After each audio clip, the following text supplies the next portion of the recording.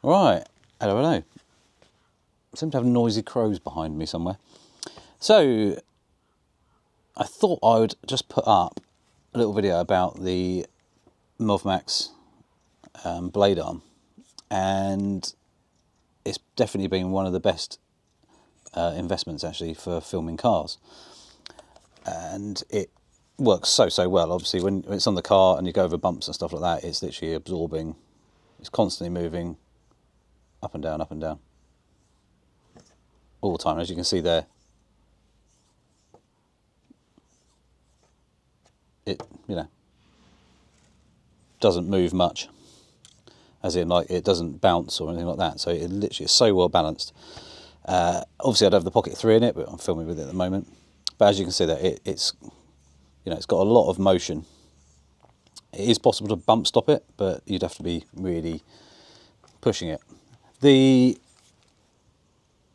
shoot I did the other day was with a guy called Scott, who's got a Mark II VW Golf. It's a red one, and I thought, right, let's do this. So we had this on my car, and I also had the drone with me, so the DJI mini4 Pro, using for aerial shots. I had the GoPro on, but I didn't really use it actually in the end. But the Pocket 3 on the Movmax blade arm there, and also the Sony A1. Sony A1 was mainly used for photos, just because he wanted some stills as well as some rollers, rolling shots and stuff like that. So I thought, right, let's have a little thing. And there's some fantastic driving roads around in East Sussex, out in the countryside. They're nice and twisty and just really nice to drive on. My car being really firm, I had to buy an extra part for this, and basically it gives it a load of squishiness and takes away the small little vibrations that my car creates or feels through the road, because it's got poly bushes, it's got a stiffer chassis and stuff like that. It was causing major issues, actually knocking the autofocus out of the Pocket 3.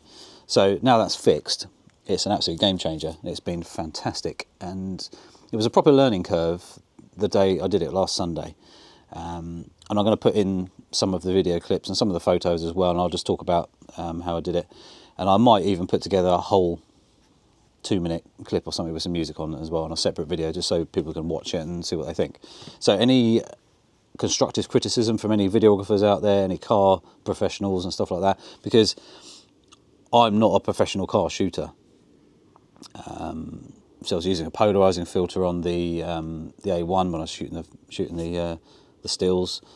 I had ND filter on the Pocket 3 to bring my shutter speeds down, so we had some motion blur. I did make a mistake on one section, which I'm going to admit to, is I didn't have my shutter speeds correct for the first bit of the drive, because it looks almost a little bit jerky, and I think that's where I think I was at 1/30th of a second instead of 1/60th of a second, so doubling that old rule for filming. Other than that, I think it was pretty good. I was relying on the Pocket 3 to track the car, and that worked pretty well for most of it. I lost it a couple of times, but only because it was in extreme conditions, going way past where it could actually rotate.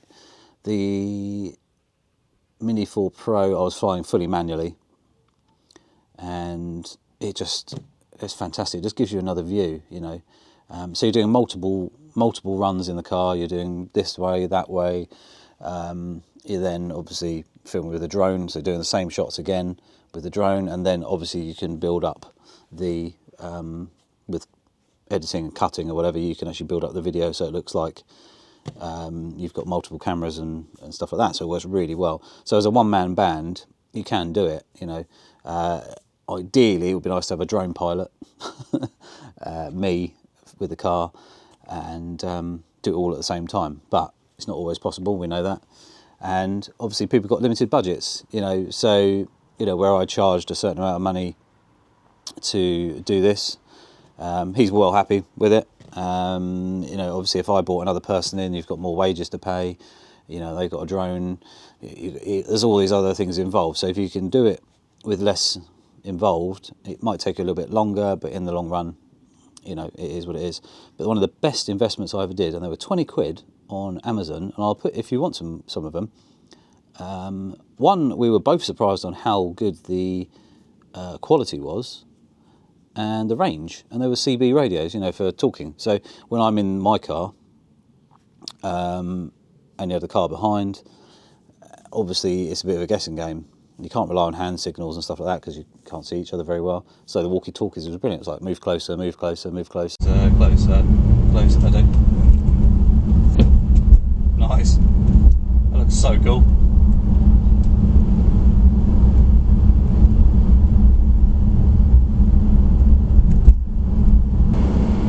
Go, go, go. Bye.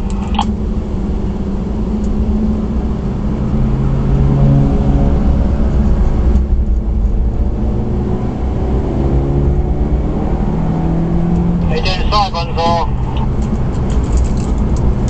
Pull left, pull right, slow down a bit, you know, all that sort of stuff, simple instructions.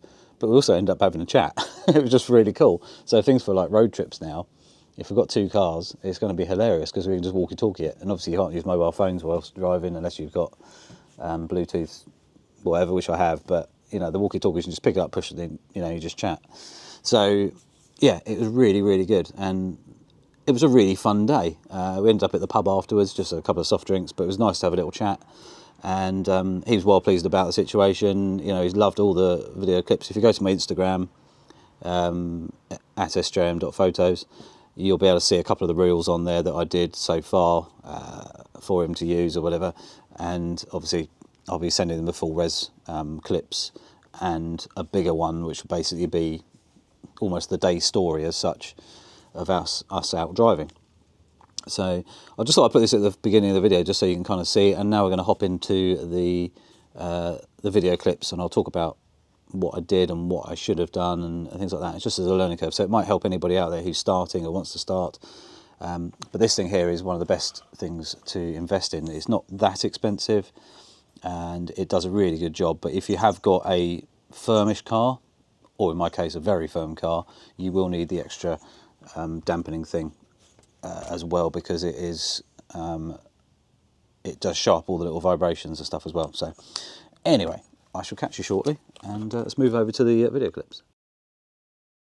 So what I've learned so far is with filming cars is you've got to be very patient. You've got to be able to do things multiple times because it doesn't always go 100% correctly. Having the correct equipment for the job, so obviously a decent drone, a decent car rig. We can do it with a GoPro on a suction mount and everything, but if you've got something like the Movmax blade arm or something bigger and you want to put a full frame camera on there as well, you know, it makes a huge difference. Super smooth footage and just getting everything as good as you can get it, really. Obviously with these shots here that I have colour graded them a little bit just out of messing around, but trying to get the exposure correct like this, so it's quite dark but actually it's quite light because you're in the shade, so getting that correct was fine. I've then played around with the colour grading again on this one, so it looks a bit more autumny, maybe a little bit more sort of warm, but not at the same time. It's difficult to kind of explain, but you get the gist, and just make it look cool. And again, I did mess up the shutter speeds a little bit, so that's a learning curve. So it's just trying to remember everything that you need to do to get the best out of your kit and your subject. Like I said, the CB radios were amazing to have. Game changer because you can talk to each other and control the situation as well, so that makes it really, really good. Flying my drone manually without any tracking assistance was probably the best way of doing it. Also, it's doing exactly what I wanted to do. It's maybe not absolutely 100% perfect, and I think we probably should have done a few more runs on this to get it better. But it looks pretty good like that. With that little sort of integration panning round him was pretty good. And you don't need to go as fast as you think you need to do. So, you know, we're doing 25-30 miles an hour here. You can speed things up a little bit, not a huge amount because the suspension, everything looks a bit erratic, but you can boost it a little bit. But again, little cuts and stuff like that. I've obviously not cut this 100%, you know, got it dialed in 100% on the actual edit, but just to show you kind of what's possible, really. And then I need to go back through and then get it much better edited, so it looks a lot smoother. Get rid of all the little jitters and things like that have happened where I've moved the drone a little bit too much, or not quite matched his speed and stuff like that. So yeah, it's just a case of persevering with it, and the more you do it, the better you get.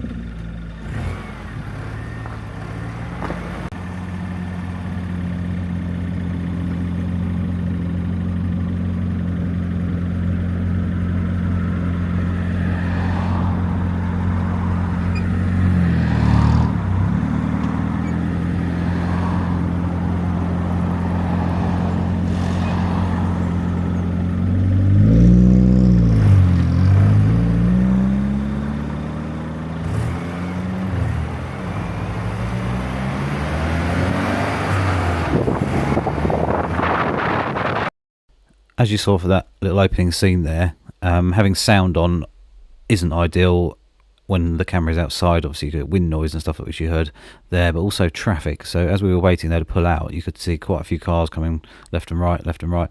So you need to find a quiet road where you can actually film. Allows you to go on the wrong side of the road for a few moments here or there, but also you just don't want other cars in shot. At the end of the day, this is the car that is the subject, as you can see, and it's just trying to get the best from it, and being patient and everything like that. If you have to wait 10-15 minutes for the traffic to disappear, or maybe go and find a different road, very lucky out where I am, and sort of local and even further afield there is some decent roads like this one here, which isn't that busy, but it still had moments where it was a bit busy. Also there where the Pocket 3 overshot its target slightly there and actually tracked the back of his car. So basically it steered too much, so basically I lost half of his car in shot there. So I basically got to learn a few things there, not to go quite so close and things. And then Scott decided to bugger off. The reason being, obviously I'm in a car that's got more than double the horsepower of that, but that wasn't a problem me catching up. It's more the fact that and you can see the shadow there, the actual camera rig was trying to lift due to airflow. So I told him via the radio just to slow down a bit and let me catch up, and obviously told him the reason why. So yeah, when it's on the front of the car, obviously limited speed, and then randomly the Pocket 3 decided to have a look at the countryside. So you get the odd little issue. To be honest, it didn't do it very often. It did it maybe twice in the whole day, which you'll see in a minute, the second one, where it decided to track something else. But yeah, end of the day, I've now got a little bit of countryside motion shots there, even though it's a bit hedgy, but there you go. And then moving it back, I decided to have a look at the nose of my car and see if that was still there, which it was. But yeah, like I say, this is a real world situation on a relatively low budget. Like I said before, you're not got a huge film crew or anything like that. It's one-man band, which shows what is possible. You can do a really quite a good job. As you can see there, it's tracking fine now. But the case of with this limited budget, the Pocket 3 and the Movmax blade arm, a drone, mini4 Pro for example, you can get some really good footage for under £2,000 basically, all in. Obviously you need a car or a motorcycle, because you can buy a mount adapter for the blade arm, which goes on motorbikes now as well, or push bikes, or whatever you want to put it onto. So that allows you to do other things as well. So yeah, for under £2,000 you can do some cool stuff with this. I mean, if you only want to do the on the car stuff like this, it's about 500 quid for the Pocket 3 and a couple of £100 for the blade arm in total. So it's not a lot of money really to be able to do what you do. There you go, decided to ignore the golf and track a cyclist instead, and then some more countryside. So yeah, it's not perfect in 100%, but most of the time it is absolutely fine. It's just a couple of times it decided to swap over and change subjects, but nothing's perfect, as we know. Anyway, so back to the video. We basically started to drive through Rye, which is quite fun, just people looking at both cars.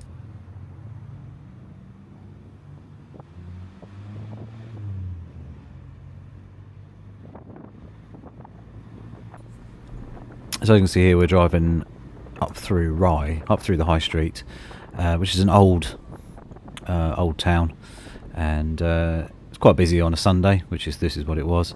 Like I say, we were so lucky on the weather. That was one thing as well. Ever since then, it's been moody, miserable, no sunshine whatsoever. It's just cloud and really dull. Obviously, the days are getting shorter as well. So, just driving through the town there, just cruising through. People could notice the camera sitting on the back of my car. Obviously, my car's extremely wide, quite curvy, a little bit different to the average car. But we did see something cool, which should pop into shot very soon, which is an old Porsche Spider. I think is about now, which is really cool to see. You don't see them very often. I don't know if it was a replica or the real deal, but there you go. As we were driving through, a few people commented, you could hear them saying, "Oh, nice cars, cool cars," or whatever, as we went through. But that was cool to see, and just other people appreciating what we own and what we drive, which is quite cool. And obviously you get a little bit of engine sounds and a little bit of echoing between the buildings as well, which is kind of cool. But it was interesting to just drive down through the high street a little bit there, rather than cutting out and just going straight through. And gives me other ideas in the future for doing some more photos and stuff when it's really quiet. Probably have to get up really early in the morning and do some more shots and stuff up through there, which would be really good to be able to do when there's nothing else around as well, because it's a medieval sort of old town. And as we come down to this bit here, you'll see there's a cobbled street that's very famous, so maybe some shots up there, either with the Golf or a different car, whatever I end up doing. But it just gives me other ideas in the future. And that's the other thing as well, it's a case of just looking around and finding different roads and different locations and stuff that are interesting. And with the drone and stuff like that, it's good to have massive open space, because one, you're not going to hit anything, and two, it really puts the car as the subject while you're flying, and you've got like not a lot around you. So that really makes a difference compared to sort of driving in a town, which is obviously a lot narrower. I mean, it still would look quite cool from above, but it's more difficult to be able to make your car the subject. And as you can see, we headed out towards Canvas Sands, which is quite a nice beach with big sandy dunes and everything. And we went up to Drury's Gap, which is a large car park, and it's free, which is really handy, but it's stony and gravelly, and in a couple of spots it's really quite dodgy, hence why I'm going very slowly, just to drop onto the stones. It's actually the other way, which has got a massive drop, so to be really careful there. But as you can see there, both cars are quite stiff and quite low as well. So we parked there for a while, had a good old chat, and went to see what the beach was like. The tide was out, so that was quite nice. And then we did a few runs along here, but they didn't work as well because we've got so many cars parked. So a bit of a distraction, and you almost kind of lose the Golf a little bit in it. As you can see here, there's lots of cars, so not as easy to do really, but still worth doing. But hey ho. So another shot here. This is where I misjudged accelerating, so I could see him coming in the distance, but obviously where I was further down the beach. It was hard to gauge on his speed, so I should have floored it earlier basically and caught him up. But obviously I'm limited to about 40 miles an hour, just under, with the drone. So there we go. But it still looks quite cool. It shows you the scenery and everything, but like I say, too many cars, which is a real shame. But never mind. And then I just thought, while I'm here, I'll just chuck the drone out. And I thought there was something out on the water there. Didn't know what it was, because it's quite a long way out. It was actually a kayaker. But look at that water. It was absolutely beautiful that day, and we were just lucky that it was such lovely weather. And I say, since then it hasn't been particularly nice at all. So yeah, it was one of those moments of just booking the time in, and luckily it was kind to us. So, but there you go, kayaker out at sea and back inland, and then we were like, right, time for some food, I think. Which was well worthwhile, because you've got Frankie's on the beach there, which is like a burger bar type thing. They do loads of different stuff, but it's all decent quality food, and actually really, really tasty. So yeah, we had a bit of that, chilled for a bit as well, and yeah, that was it really. We then went and just checked out a few other roads, but then time suddenly pushes on, and then we ended up at the pub eventually, obviously for a soft drink or two. a bag of peanuts, and then chatted about the day, had a quick look at the footage and everything that we'd taken, and then yeah, headed back home after that and started the editing. So yeah, it was a really, really good day. And to do what I've done here, I think we started about 10 in the morning, which in reality should have started at 8 in the morning, but the clocks had gone back. So it was like, let's make the most of a bit of extra sleep. One, because the roads would have been quieter. Two, the light would have been nicer. And three, would have given us a couple of extra hours later on in the day as well if we needed it. But here are some of the photos anyway, which you can kind of see, all shot with the A1, mostly with the 135G Master or the 35mm f1.2 Sigma lens. Just had a polarizing filter on, a magnetic KNW, is it, a filter, which worked really nicely. And because it's magnetic and they're both the same size filter threads, luckily, on the 35mm and the 135G Master, I could literally just swap them over really easily, which is fantastic. But as you can see, a polarizer really helps with the reflections and the colours as well, and it just makes the shots look cleaner, and just less reflections. You've got to have some reflections obviously, but it just brings it in and makes it much nicer, cleaner looking shots, and makes that colour a little bit more rich. Just helps you really. Obviously this time of year where we've got a low sun, it can be interesting to get the shots correct, but you know, unless it's really low and early in the morning where you want a really nice soft light, but once the sun gets up a little bit higher, you end up with a bit more harsh lighting, which can make it a little bit interesting. So there's two shots there. One was a lot more underexposed, and then this one here is a lot brighter, as you can see. So just messing around with different settings on the camera and just seeing what I could capture really.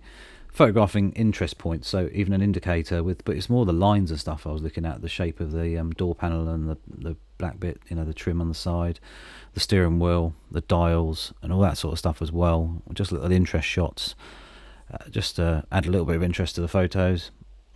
Even the aerial, because you don't see aerials on cars anymore, do you? Especially the pull-up ones like that. They just don't exist anymore because they're all integrated into the rear windscreen normally.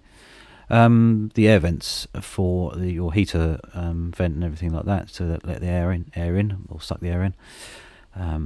Just look quite cool because of the thing there. Even the cloth seats with the little colours there looked interesting. I just thought with a bit of detail, a bit of texture as well. Gear knob, and a little bit of the seat there, a little bit of the interior showing. So yeah, just like I say, interest shots.